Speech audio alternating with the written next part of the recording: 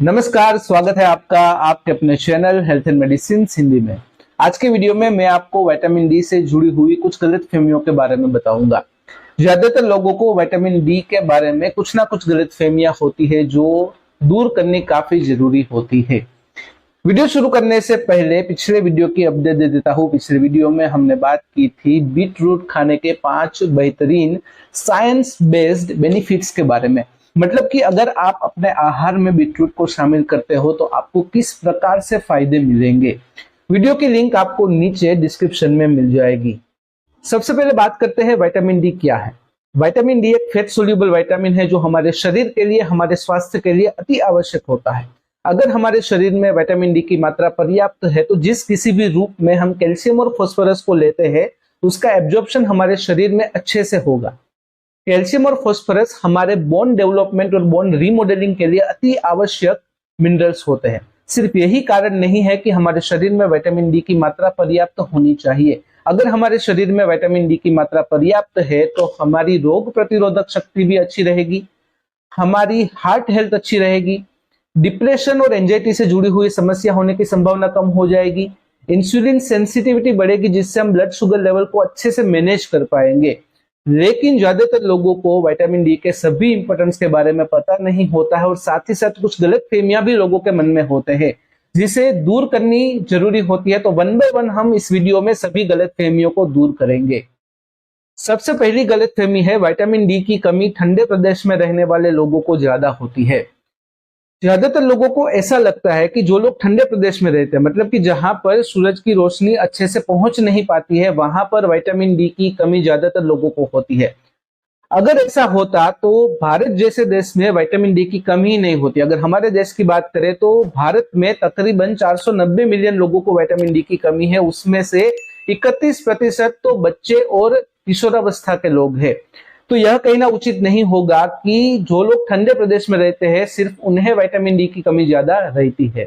दूसरी गलतफहमी है जितना ज्यादा विटामिन डी मिले उतना ले ही लेना चाहिए। देखिए, ज्यादातर लोग ऐसा मानते हैं कि जितना ज्यादा विटामिन डी हमारे शरीर में होगा उतना ही हमारा स्वास्थ्य अच्छा रहेगा, तो जितना ज्यादा विटामिन डी हमें मिले उतना ले ही लेना चाहिए। देखिए, यह बात गलत है, ऐसा बिल्कुल नहीं होना चाहिए। विटामिन डी की जो तय की गई मात्रा है, जो डेली डोज है, अगर उस डोज में, उस मात्रा में अगर आप विटामिन डी का सेवन करते हो तो आपके शरीर के लिए काफी अच्छा है। लेकिन अगर आप उससे ज्यादा मात्रा में विटामिन डी का सेवन करते हो, आप हद से ज्यादा मात्रा में विटामिन डी का सेवन करते हो यही सोच कर कि जितना ज्यादा विटामिन डी लेंगे उतना ही आपके लिए अच्छा है, तो फिर विटामिन डी की टॉक्सिसिटी हो जाएगी। अगर आपके शरीर में हद से ज्यादा विटामिन डी की मात्रा आ गई तो फिर हाइपरकैल्सीमिया की स्थिति का निर्माण होगा, जिससे थकान, कमजोरी, पेशाब ज्यादा लगना, उल्टी जैसा लगना इत्यादि लक्षण आपको दिखाई देंगे। साथ ही साथ अगर आपके शरीर में कैल्शियम की मात्रा बढ़ गई तो फिर किडनी में कैल्शियम स्टोन होने की संभावना भी काफी बढ़ जाएगी। तो यह कहना बिल्कुल उचित नहीं होगा कि जितना ज्यादा विटामिन डी मिले उतना ले ही लेना चाहिए। विटामिन डी से जुड़े हुए मामलों में आपको जब भी आप विटामिन डी ले तो उससे पहले अपने डॉक्टर या फार्मासिस्ट या फिर सर्टिफाइड डाइटिशियन से सलाह मशवरा जरूर करें। तीसरी गलतफहमी है विटामिन डी सिर्फ हड्डियों को मजबूत बनाने के लिए जरूरी होता है। देखिए, जब जब विटामिन डी की बात चलती है तो हमारे मन में सबसे पहले बोन्स यानी कि हड्डियों का ख्याल आता है। ज्यादातर लोग ऐसा मानते हैं कि विटामिन डी का काम सिर्फ हड्डियों को मजबूत बनाने का ही होता है, लेकिन ऐसा बिल्कुल नहीं है। उसके अलावा भी विटामिन डी के बहुत सारे इंपॉर्टेंस है। जैसे कि अगर आपके शरीर में विटामिन डी की मात्रा पर्याप्त है तो आपकी रोग प्रतिरोधक शक्ति अच्छी रहेगी, आपके हार्ट की हेल्थ अच्छी रहेगी, डिप्रेशन और एंजाइटी से जुड़ी हुई समस्या होने की संभावना कम हो जाएगी, इंसुलिन सेंसिटिविटी बढ़ेगी जिससे ब्लड शुगर लेवल को भी आप अच्छे से मैनेज कर पाओगे। तो विटामिन डी के दूसरे भी इंपॉर्टेंस है, तो यह कहना उचित नहीं होगा कि विटामिन डी सिर्फ और सिर्फ हड्डियों को मजबूत बनाने के लिए ही जरूरी होता है। चौथी गलतफहमी है विटामिन डी की पर्याप्त मात्रा विटामिन डी सप्लीमेंट से ही पूरी हो सकती है। देखिए, ज्यादातर लोग ऐसा सोचते हैं कि अगर किसी व्यक्ति को विटामिन डी की कमी है तो उस व्यक्ति की विटामिन डी की कमी को हम सिर्फ विटामिन डी के सप्लीमेंट से ही पूरी कर सकते हैं। देखिए, सिर्फ विटामिन डी की बात नहीं है, कोई भी विटामिन हो, जब वह विटामिन हमें नेचुरल सोर्स से मिलता है, जो कुदरती स्रोत है उस विटामिन का, उससे मिलता है तो काफी अच्छा है। लेकिन बाई चांस अगर हम उस विटामिन को कुदरती स्रोत से नहीं ले पाते हैं तो फिर मजबूरन हमें उस विटामिन के सप्लीमेंट्स पर डिपेंड होना पड़ता है। लेकिन पहली जो प्राथमिकता है, जो फर्स्ट प्रायोरिटी है, वह हमें उसके नेचुरल सोर्स को ही देनी चाहिए। अगर विटामिन डी की बात करें तो विटामिन डी के नेचुरल सोर्स सैल्मन फिश, अंडे, चीज, ओटमील, फोर्टिफाइड सोय, कोड लिवर ऑयल, मशरूम इत्यादि है। और साथ ही साथ जो सुबह की जो हल्की धूप होती है उसमें से भी हमें अच्छी मात्रा में विटामिन डी मिलता है। तो यह कहना भी उचित नहीं होगा कि विटामिन डी की पर्याप्त मात्रा सिर्फ हमें विटामिन डी के सप्लीमेंट से ही मिलेगी। पांचवी गलतफहमी है विटामिन डी से संबंधित सभी सप्लीमेंट समान है तो कोई भी सप्लीमेंट ले क्या फर्क पड़ेगा।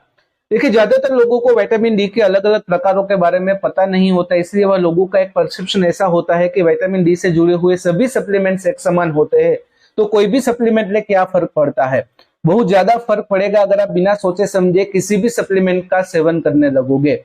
अगर विटामिन डी की बात करें तो विटामिन डी के मुख्यतः दो प्रकार होते हैं, एक होता है विटामिन डी 2 और दूसरा होता है विटामिन डी 3। विटामिन डी 2 हमें प्लांट सोर्स से मिलता है और विटामिन डी 3 हमें एनिमल सोर्स से मिलता है। सबसे पहले तो यह जानना जरूरी है कि विटामिन डी की कमी किस प्रकार से है और उस कमी को हम किस प्रकार से दूर कर सकते हैं। ज्यादातर केसेस में ऐसा देखा गया है कि विटामिन डी की कमी हम विटामिन डी 3 सप्लीमेंट से पूरी करते हैं, लेकिन विटामिन डी 2 का भी इंपॉर्टेंस होता है। इसलिए सबसे पहले आपको यह पता होना चाहिए कि आपको किस प्रकार का सप्लीमेंट लेना है, विटामिन डी 3 लेना है या डी 2 लेना है। तो यह डॉक्टर को, डाइटिशियन को पता होता है। तो अपने आप ऐसा नहीं सोचना है और यह कहना भी उचित नहीं होगा कि विटामिन डी से संबंधित सभी सप्लीमेंट समान है, कोई भी ले क्या फर्क पड़ेगा।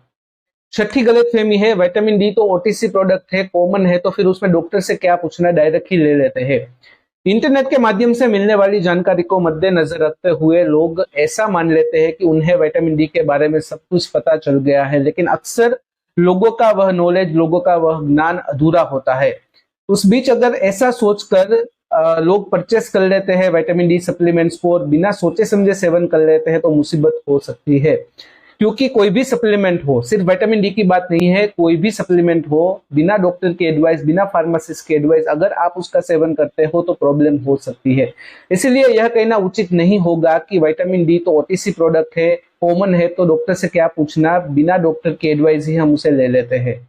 सातवीं गलतफहमी है थकान, कमजोरी और घुटनों में दर्द है तो विटामिन डी की डेफिशिएंसी ही होगी। इंटरनेट के माध्यम से आप जब भी कोई विषय वस्तु को सर्च करते हो तो उस पर भरोसा कर लेते हो। जैसे कि आपने सर्च किया कि आपको थकान, कमजोरी और घुटनों में दर्द है, तो ऐसा क्यों हो सकता है। इंटरनेट के माध्यम से आपको जानकारी मिली कि ऐसा विटामिन डी की डेफिशिएंसी की वजह से हो सकता है, तो आपने तुरंत ही उस पर भरोसा कर लिया। आपने ना ही सोर्स को वेरीफाई किया, ना ही रेफरेंस को वेरीफाई किया, ना ही जिस व्यक्ति ने बोला है उसको वेरीफाई किया। आपने तुरंत ही भरोसा कर लिया और दूसरा सर्च ऐसा कर लिया कि विटामिन डी की डेफिशिएंसी को किस प्रकार से दूर किया जा सकता है। तो इंटरनेट के माध्यम से आपको माहिती मिली कि आपको इस प्रकार की डाइट लेकर विटामिन डी की डेफिशिएंसी को दूर कर सकते हो, या फिर डायरेक्टली आप विटामिन डी के सप्लीमेंट्स को लेकर भी विटामिन डी की डेफिशिएंसी को दूर कर सकते हो। तो आपने शॉर्ट रास्ता अपनाया, आपने विटामिन डी का जो सप्लीमेंट्स है उस पर आपने फोकस किया, आपने बिना डॉक्टर की एडवाइस, बिना फार्मासिस्ट की एडवाइस उसे परचेस कर लिया, सेवन करना चालू किया। फिर आपको पता चला कि आपको तो विटामिन डी की टॉक्सिसिटी हुई है, क्योंकि आपको जो थकान, कमजोरी और घुटनों में दर्द था उसके पीछे विटामिन डी की डेफिशिएंसी तो रिस्पॉन्सिबल थी ही नहीं, उसके पीछे तो कोई और ही रीजन था। तो बिना सोचे समझे आपने सब कुछ किया, आपने ऐसा मान लिया कि आपको इस प्रकार की प्रॉब्लम है तो आपको ऐसा हुआ होगा ही। इसलिए जब भी ऐसा कुछ होता है तो सबसे पहले अपने डॉक्टर से बात करनी है। अगर जरूर हो तो फिर आपको लैब टेस्ट करना। अगर लैब टेस्ट में पता चलता है कि विटामिन डी की डेफिशिएंसी है तो डॉक्टर की सलाह के अनुसार, फार्मासिस्ट की सलाह के अनुसार आप विटामिन डी का सप्लीमेंट ले सकते हो। उसके बिना, मतलब कि एडवाइस के बिना आपको कुछ भी नहीं करना है। तो यह कहना भी उचित नहीं होगा कि थकान, कमजोरी और घुटनों में दर्द है तो विटामिन डी की डेफिशिएंसी ही होगी। तो यह थी जानकारी विटामिन डी से जुड़ी हुई कुछ गलतफहमियों के बारे में जो हम सबको साथ में मिलकर दूर करनी है। अगर और ज्यादा जानकारी जानना चाहते हो तो बेझिझक आप मुझे कमेंट कर सकते हो, या फिर डायरेक्टली आप मुझे qna.hm@gmail.com पर मेल भी कर सकते हो। तो फिलहाल इस वीडियो में बस इतना ही। आज का वीडियो ध्यान से देखने और सुनने के लिए आपका धन्यवाद। जय हिंद, जय भारत।